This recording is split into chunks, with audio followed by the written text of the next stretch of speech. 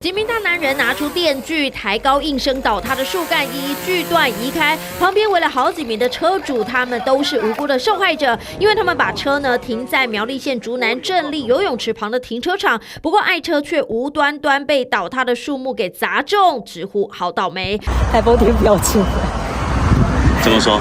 因为就是风很大，然后很危险啊，树很危险，还有就是小朋友没有在车上。看起来应该是瞬间的侧风太大，所以造成说这个树木一瞬间承受不了这么大的风力，所以就倾倒了这样。就有民众说带小朋友游完泳出来要牵车，发现车子怎么被砸了，直呼太衰了，忍不住抱怨台风天应该都不要出门比较好。那么这2棵大树呢，疑似承受不住强风吹袭而倒下，导致停车场内的5辆车遭到了波及，其中1辆车的后方挡风玻璃碎裂，另外还有2辆车钣金被压得凹陷。因此呢，镇公所的公园路灯管理所也赶紧派人来清理，就怕台风一来，风强雨骤，又会有灾情发生。